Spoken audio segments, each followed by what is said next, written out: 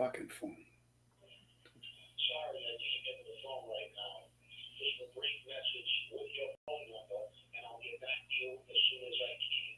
If you're a telemarketer, don't waste my time or yours.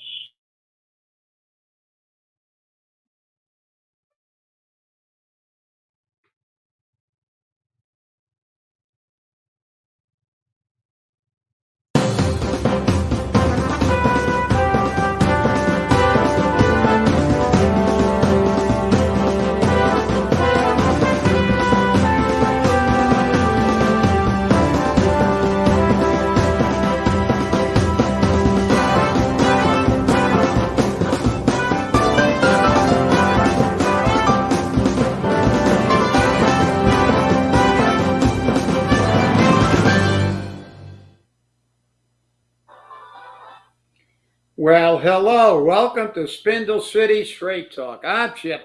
And I'm CJ. And it is Wednesday in a Riv, and we got a lot of stuff going on here nationally. We got another commie on the Democratic ticket. We got Kamala the socialist, and now we got Waltz the socialist, the guy that honeymooned, and Bernie Sanders' twin there. Bernie went to Russia on his honeymoon. This guy went to China. Been to China 30 times, taught in China, loves China. And this is who a socialist who puts tampons in the boys' bathrooms and passed the law to allow 12-year-olds to get their genitals cut off. This is what they got. I'll tell you. They thought in the old days when they ran McGovern, they had a liberal ticket.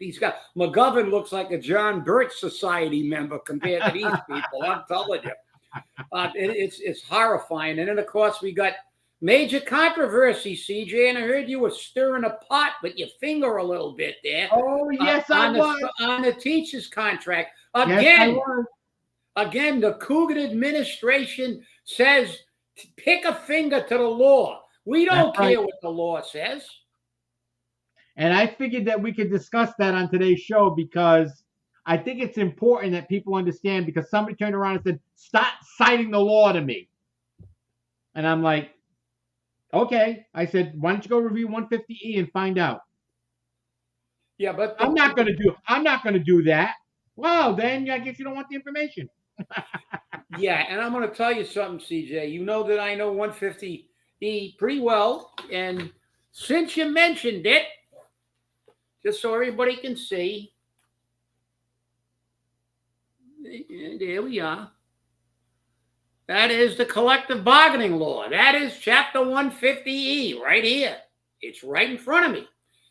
And see, this is the problem with this stuff. It's a very, very complex issue because it doesn't technically tell you. It doesn't say, look, it says it indirectly in the law, and there's tons of case law. You see this book here? I got this. This is all case law sections in the back of all these cases against cities when they didn't bargain in good faith. So, but what happens with this stuff is it doesn't, like, you can't go there and say, well, what statute does it, what part of 150E, what section of 150E does it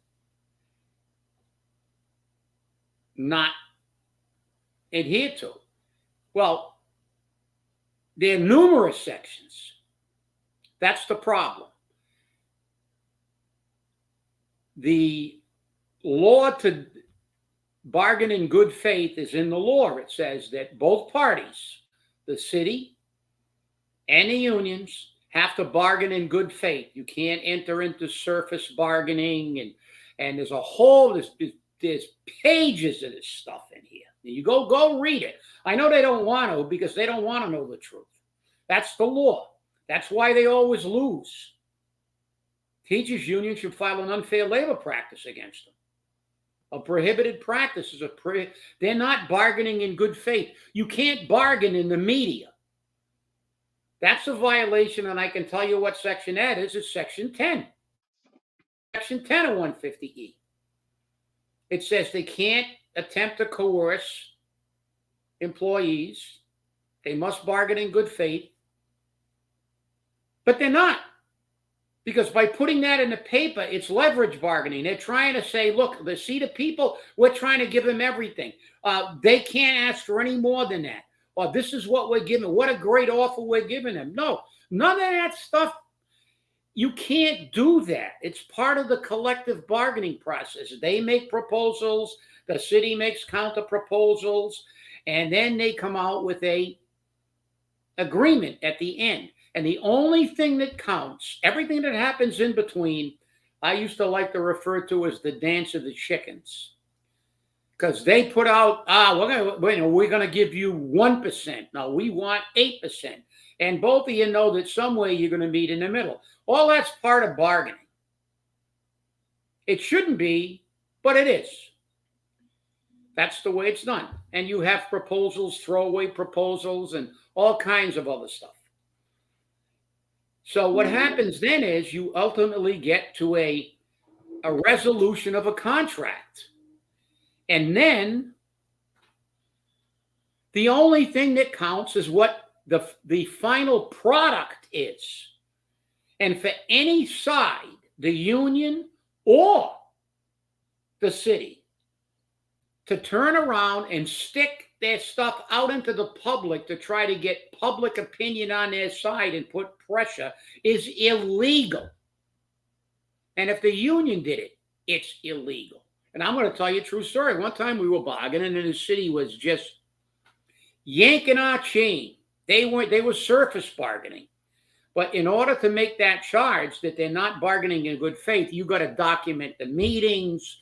You've got to have a list of all, and it takes a while. You can't just say, well, they came into one meeting and they blew us off on everything. It's got to be a sustained thing that they're not making any attempt to settle the contract.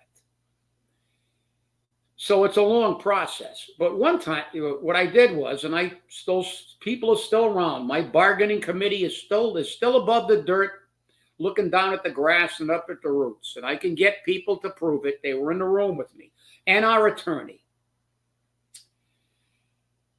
I had the secretary bring in a tape recorder. And we started the meeting, and he put the tape recorder on the table, and he hit the button, and they went nuts. What do you think you're doing? I said, well, I'm going to tape the meeting. You can't do that. Why not? Well, no, you can't. That might go public. You can't go public on that. We don't. Yeah, because they don't want you to know what they're doing. See, they're only going to give you their side of the story, not the union side of the story. All that is part of a protected process of good faith bargaining. And as usual, that thug, Coogan, the man who never sat at a bargaining table in his life, just sat there and sucked up the pay raises that the teachers' unions and administrators' unions got for him, is now screwing those people by doing nothing in accordance with the law. I mean, this guy is the worst example I have ever seen of a useless piece of political crap. I don't know how those unions over there, except because they're intimidated, because they got such a stranglehold over there, allow this to happen. How in the hell could anybody allow Coogan's brother, who got thrown out of the firefighters union, to come back and bargain for unions? He shouldn't even be in a union. Shame on AFSCME for hiring him.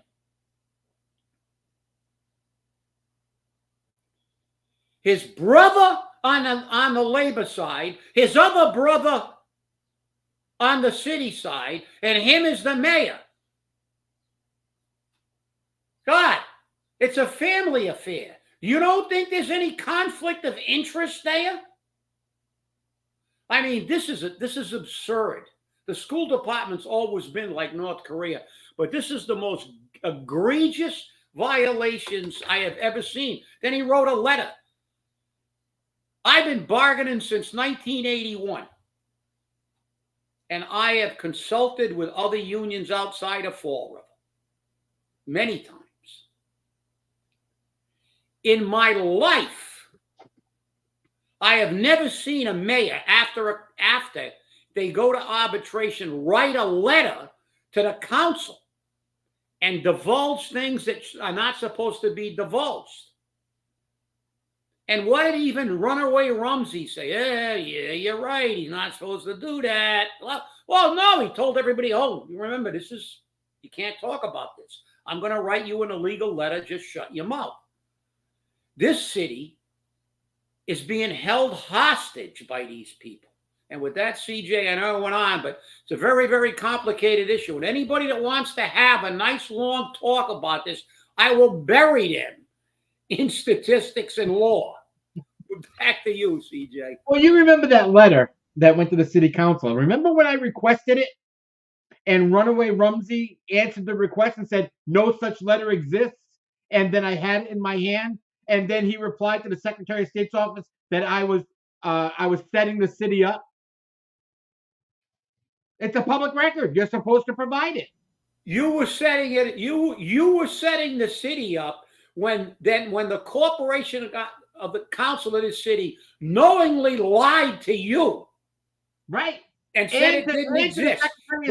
But you're setting the city up. It was your CJ. It's always our fault. How dare the people ask us to be truthful?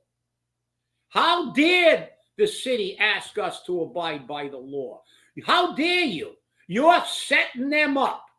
No, they set themselves up. Nobody told them to write an illegal letter. And I can tell you right now, I will bet any amount of money that Paul Coogan didn't write that letter, because he can't write that well. I'm not even sure if he can write. That's an interesting observation. I know Rumsey wrote that letter. Well, I know Rumsey and maybe a few other people helped with that, drafting that letter, because I can bet you. And I'll tell you, I'll make you a bet right now, Paulie. I'll put a challenge on.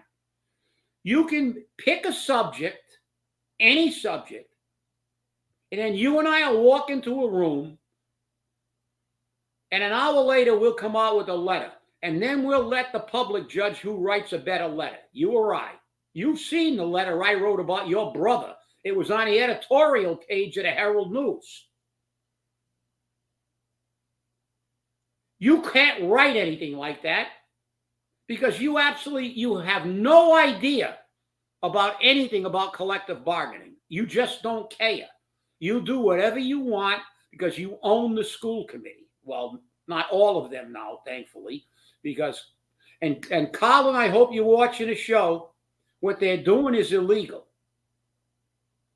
And Kevin Aguirre, that what they did was illegal. And what did they tell you, CJ? You don't like it, sue me.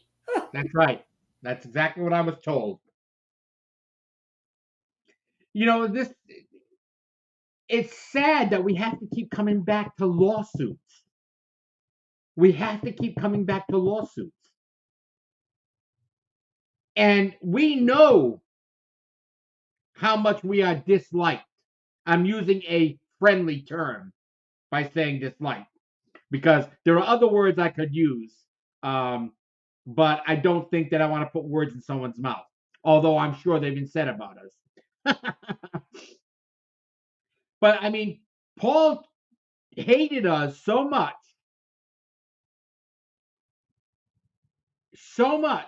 that he turned around and he told FRC Media that if you don't get them off the air, I'm not giving you your money.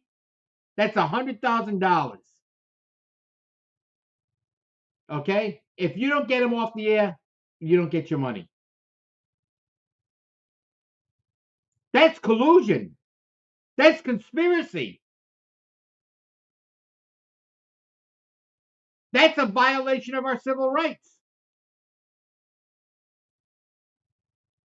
And that channel is not supposed to be for BCC to broadcast its graduations, its special events.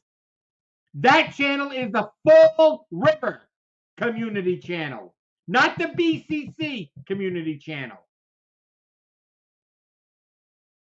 And granted, the equipment that's in there wasn't bought by the Comcast money, which may be running out. But the people paid a fee in their Comcast bill.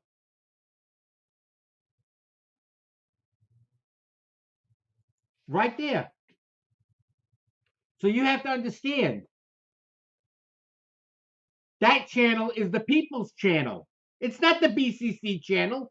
If it's the BCC channel, give us back the $100,000. We'll stop using it as community television, and we'll cut your Comcast access off, and we'll get rid of it.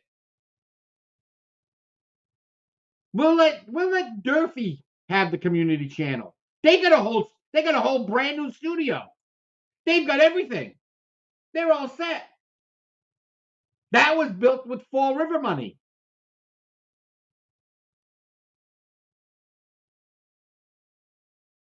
I appreciated having the BCC studio. Granted, at times we were chastised. Granted, at times we pushed the envelope. But whenever we made a mistake, we corrected it. We apologized. We made sure. You won't hear the school committee or the teachers union apologizing or doing anything to say that they were wrong. Because whether it be the school committee, the school department, the mayor, or the union, collective bargaining is supposed to be between the parties only. You don't broadcast it after every meeting. And you don't broadcast it and say, but we're still in negotiation. You can't do that. I mean, the stupidity, the inherent stupidity of making a statement like that, you've just indicted yourself as being guilty. Right? We're still in negotiations, but here's what's been gone on at this meeting. Why don't you just have the meeting in front of a camera, which you can't? Like I said, it has to be good faith bargaining. But you see, to get back to your statement you made, this is the thing they always say. Well, you don't like it, sue me. And the irony is, let's look at the record. Have you ever seen Fall River ever win a case, basically? No. They're always wrong. Government is virtually wrong 99.9% of the time. But their fallback position is always, sue me. They know the average people can't sue. You're going to go hire a lawyer to prove a point. If you're a millionaire, that's fine. You can do that. You can say, okay, I'm going to spend $50,000 of my money to prove that you're full of shit. But the average person can't do that. We can't do that. I told you, if I ever hit the Powerball, they're screwed. They better hope I don't hit a big Powerball number, because I'm going to hire a whole bunch of lawyers, and their sole duty will be to sue the city every time they turn around. Yeah, you could sue the city, CJ, and you'd win. But what are you going to get from it? Nothing. You're going to get broke. That's right. Because you're going to have to pay your lawyer, and then our tax dollars are going to pay their lawyers. That's right. So I'm paying twice. So we get to beat up ourselves twice. That's right. We got to pay for the suit, and we got to pay for their lawyers to defend them idiots. They're going to lose, but we don't get any money out of the deal, because they'll say, well, you won your point. And I've got a, you know my friend who is extremely influential lawyer, one of the best Yes, I lawyers in do. the country. Yep. I remember vividly being in his office one day, and I brought someone into his office who wanted to file a lawsuit.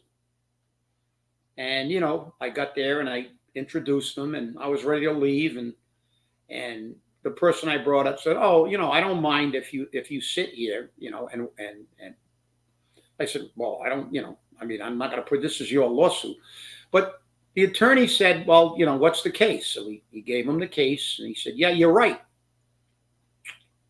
He said, "Yep, that case, he said, that case is winnable." He says, "I can, you never make guarantees in court." He said, "But I think that we have a, great chance of winning this case. This is should be fairly simple to win." And the guy was really happy. And then he said, "Well, that's the good news. We can win. Here's the bad news." He says, "You can win a case, but you're not going to get any money out of the case. You're just going to prove your point." And see, don't get me wrong. I have had clients who had a lot of money who said, "Here, I want to sue this person just to prove that I'm right and they're wrong." And they paid the price. He said, "But what you're going to do is you're going to have to pay me, because this guy is a big time lawyer. He's not like the ambulance chasers that say, 'Well, if I win the case, you give me money, but just give me a case, I'll give it a shot.'" And they're not that good. This guy's record is flawless. He actually was the attorney who on national TV cross-examined Dr. Mudge in a Reggie Lewis case many years ago. Great attorney. I've seen him in action, numerous times. But you got to pay those guys. Those guys don't work on, "Well, if I win." No, they tell me, "Look, my time's valuable. I got 1,000,000 people trying to get me to try their cases. So you got to pay me. Win, lose, or draw." So he said, "You're going to pay me." He said, "I'll win this case." He said, "But you're going to end up spending a lot of money to prove a point. Is it worth it to you financially?" And unfortunately, this guy was a regular person, like most of us are, can't afford to blow $25,000, $30,000 on a litigation. And this is why the city just says, "Well, sue me," because most people can't. They go bankrupt trying to sue people because they'll appeal and appeal and appeal, even though they know they're not going to win ultimately, just to drain your bank account. That's what they do because you're paying their lawyers, not them. Paul Coogan doesn't pay the lawyers.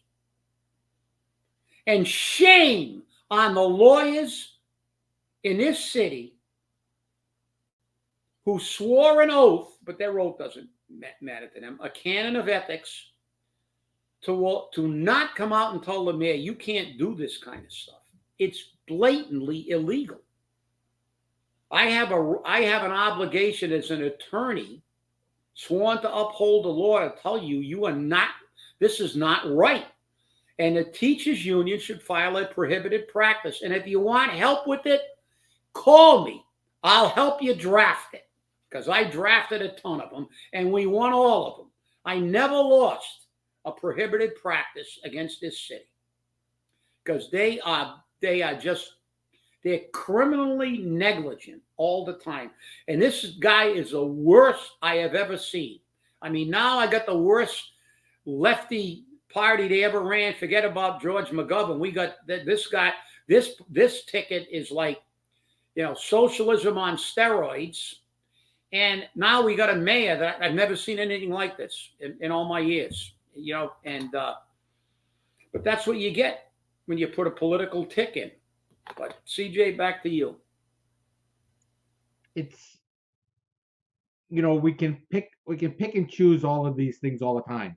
But just look at the civil rights complaints that have been filed against the city through the police department. Costs us money. We've paid out money. Ask how much we paid out. Guess what they tell you? "Oh, we can't give you that information." But it comes out, doesn't it? Eventually it comes out because the courts have it. Look at the cases in the school department. And then Bruce Hassan says, "Oh, we don't have to worry about it. The city's not going to pay the bill." The school department is. Where does the school department think it gets its money from? The city. Where does the city get it from? Us. Do we think we're idiots? I didn't fall off the turnip truck yesterday. I didn't fall off a turnip truck at all. Or as Kamala said, you didn't fall out of a coconut tree, did you? That's right. That's right. But listen, that's the key. The key is that, these suits should be filed, but people can't. You're gonna ultimately we're gonna have to get people together to enter into these things because they are criminally negligent. When you said they can't tell you, they have to tell you. I've got case law as thick as I got on 150E about their fiduciary obligation to be forthcoming with how they spend our money. But who's going to take them to court? We can't. You can't. An individual can't do that. I mean, listen. I could. I got the lawyers right now. Like our civil rights case, we're in a queue. We got a big firm, but that firm's trying national cases right now. They'll ultimately get around to it, but we're gonna go after BCC. But you can't. It's like now, they have to tell us this stuff. We may have to file a 10 taxpayer suit on a couple things, but we can't push this to the Supreme Court. Everybody would, we'd get bankrupt. So what's our best solution? You say, well, you just complain and there's nothing we can do. But there is something we can do. Get rid of them. Elect people who are going to fight for us. Elect people who are going to use our money to fight for us, not against us. Get a mayor who will say, I am going to do a forensic audit. I am going to know where every single penny is in this city, just like I know every single penny I have, because I can't make a budget unless I know how much money I got. And I'm going to run this city like a business is run, like a house is run.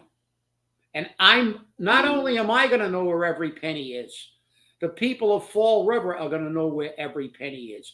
You can go to Newton, punch up their budget, and you'll find out where every penny is in Newton because they have to tell you. Their budget tells you what they're going to do that year. And they don't come back and ask for more. That's right. And if they do, they say no, unless it's something unforeseen. But these people, they just tell you, we're not going to tell you. They know it's against the law. They have to tell us. But then they say, like they told you, well, sue me. Well, unfortunately, I wish I had the discretionary cash. Like Paul. Paul, why don't you give me half of your 120 grand salary? You're going to be, so you made $750,000 as the mayor. You could bank it all because you had a nice fat pension. So why don't you give me some of that money and just say, or better yet, just say, I'll only give it to you if you win, because we're going to win, and you know that. They fight. I mean, this mayor absolutely doesn't care one iota about abiding by the law. And there's the guy that said what?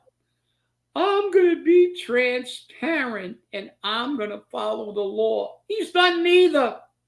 He's the least transparent man. Nobody sees him. Joe Biden's been MIA for what, 7 days? Nobody's seen him. The president of the United States. The world's on fire. And nobody misses him. But I mean, don't you think somebody should be on somebody should call a press conference and tell us what the hell they're going to do to try to prevent World War III in the Middle East? No. Kamala's out there babbling about BS to get elected and having a love fest with the socialists. Biden's MIA. I mean, imagine what would have happened after December 7th. if Franklin Roosevelt wouldn't have appeared and spoke to the people of the United States with his famous, this is a day that shall live in infamy. No, Franklin, take the week off. Go down to Maryland, lay on a beach. Go pick seashells with Jill. We don't, no, but nobody, where's our mainstream media? Same place that we suck at radio is. Up the mayor's butt. Same as the Herald News. Paul Coogan is leading a charge against picking up private trash. Yeah, 4.5 years later, Joe. And it went from 78 to 500. But nobody cares. Remember, Michelle Dion started that charge. Michelle Dion started that charge. Paul didn't. Paul didn't start that charge. And I want to know. I want to know how much money. Paul didn't charge anything, CJ. That's right. Paul only did it because the city's out of money. They can't afford it. And just remember this: it's not really them that can't afford it. He just proved the point by saying they can't do this anymore because it costs too much money. But then they said, remember, oh, don't worry about it. It doesn't cost that much. Nobody had any idea till Michelle started this that thing was up to 500. Until Joe Good said, oh, yeah, it's like 500 people now. Well, it was 78 when he took over. And those 78 should have been got. The first action he took as mayor should have been to take those 78 off and say, you got to pay for your own. That's the way the ordinance reads. But no, he added over 400 more people to it. And then only when, but it's not his money. It's our tax money. And look at, this is, like I said, this is like, I've never seen a mayoral administration like this in my life. I mean, this guy has a total disregard, and he's just like Biden. Who sees Paul? When do you ever see Paul? I saw him yesterday. He was with Senator Warren. He was with Warren yesterday. Oh yeah, whenever there's a politician, or the only time you can see him is having breakfast with one of his puppeteers, Kenny Fiola. That's it. He meets with Kenny. But he always looks like he's been hit with a shit pie. He never smiles. He never smiles. I don't know what it is. The man doesn't smile anymore. Yep. Maybe he's got one grain of conscience left, and he knows how badly he is screwing people, but he doesn't care. He's going to run right back to Somerset as soon as he's not the mayor. But this guy is, like I said, where is he? Where is he? Did he talk to the people about Malone? No, shut up. I don't want to tell you. Did he talk to you about Durfee debt override after he made promises he never kept? No. He just hides. He's another Joe Biden. He's Mini Joe. Mini Joe. And it's crazy. And like I said, we got major problems in this city, but we got major problems in this country and in the world. We're looking at World War III here. And, right. And we don't have a politician. Where's Jakey Auchincloss? He's going to talk about crap down here. Nobody. I don't see Elizabeth Warren, another ultra left-wing wacko. She doesn't care. She doesn't care. And I love it when they try to seem like they're regular people. I still remember that thing of her drinking a beer. Oh, I want to refill. Look at, I'm drinking it out of the bottle. You know, I'm like I'm a bro, man. I'm going to go down to the bar. Let's have a beer down at the bar. Elizabeth, you're worth so much money. You're worth tens of millions of dollars, and you're always attacking the rich in this country, and you're one of them. You're such a hypocrite. It's incredible. All these people are nothing more than phonies. And is there anything we can do about it? Yeah, not vote for him. Paul Coogan, if he runs again, should be run out on a rail. That's simple. You want to fix this? How are we going to fix the country?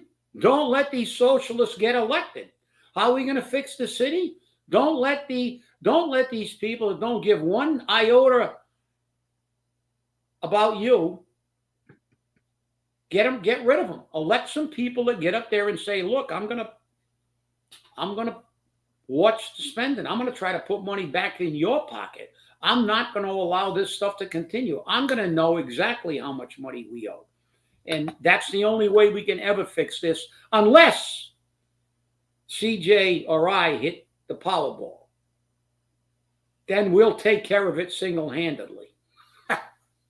CJ, back to you. Isn't that the truth? Isn't that the truth? I'll tell you right now. Because like you, if I hit the Powerball, I'm hiring a field of attorneys. I'm going to get the best, and I'm going to tell them, give up your practice, I'll pay your salaries. Just come here and make it work. And that's the problem. That's the problem. We're not represented. We have to demand our rights. We have to demand representation. For 10, 20, and 30 years, the same people have been serving on the city council, some even on the school committee. And some of them have jumped back and forth. And what change have you seen? Are you better today than you were when Jaisal was in office? Jaisal was a good administrator. He was crooked, but he was a good administrator. Paul's crooked, but he just hides it. He hides it better because he didn't piss off somebody. Jaisal pissed off somebody, and that was it. Remember what he did to the Fiolas? He almost bankrupted Ken Fiola.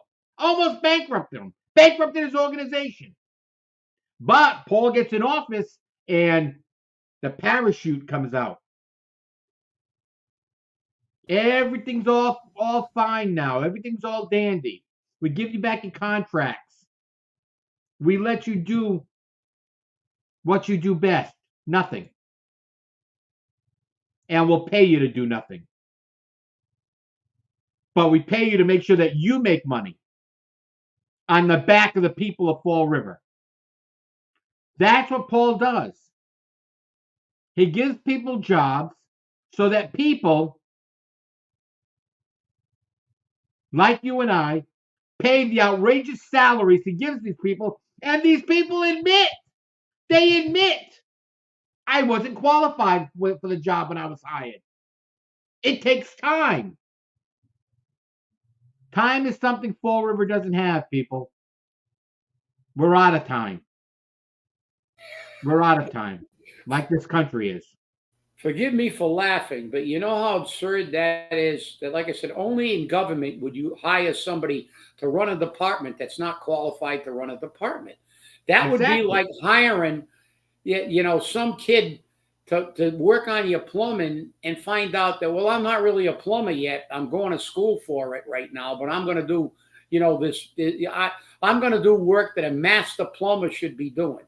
Don't worry about it. I'm not going to screw this up.